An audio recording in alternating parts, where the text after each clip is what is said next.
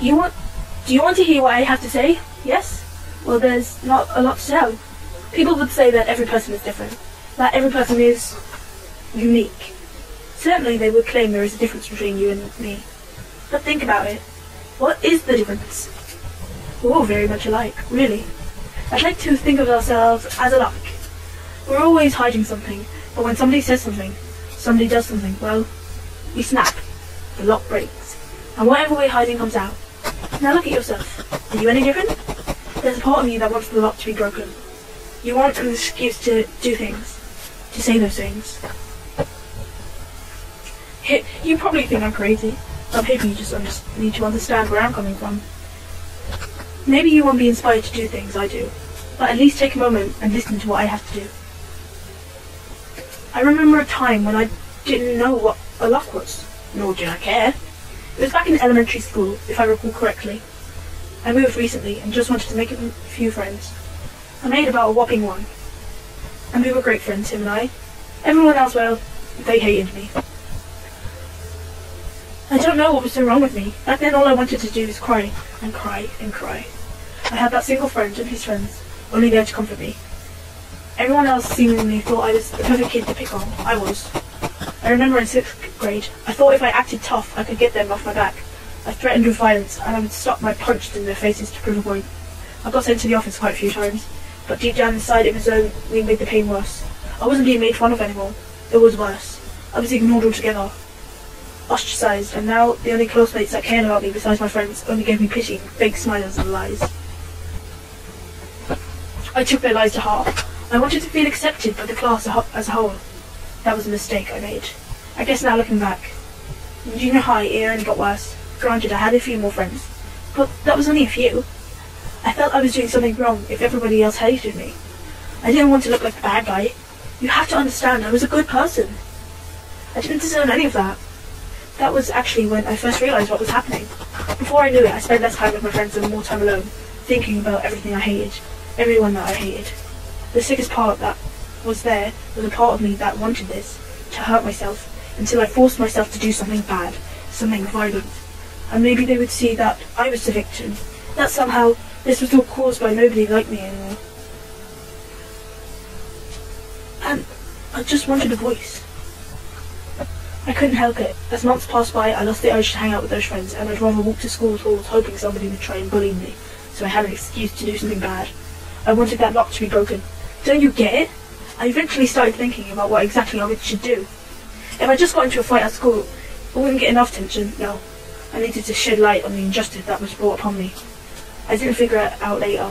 I brought all that pain onto myself. One day I brought a knife with me into school.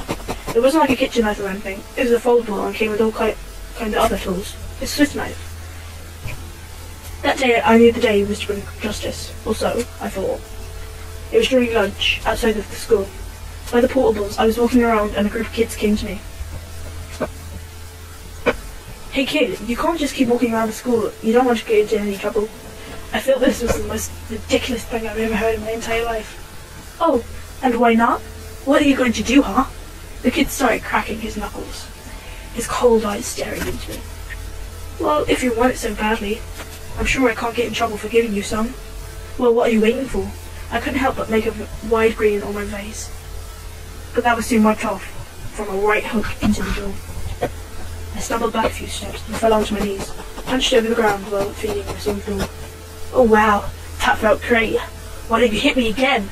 The kid didn't even make a smile. Gladly.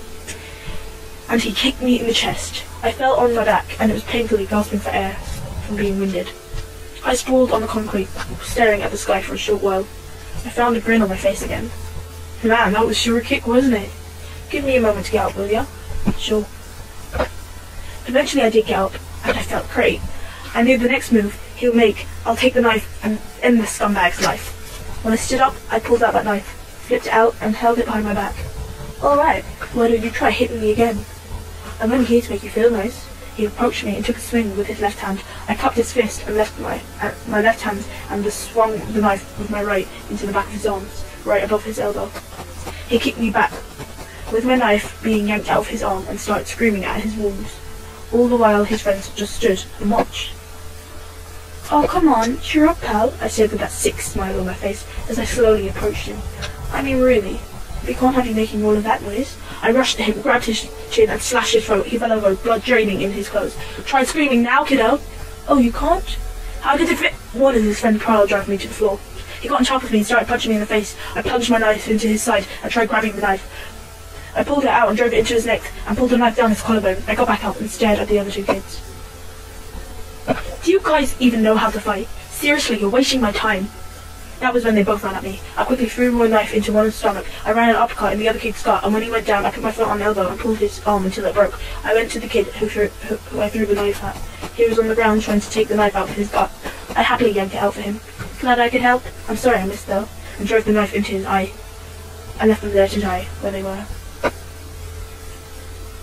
I was approaching the door to the school whenever another kid came out. I shoved her against the wall and stuck my knife into her face.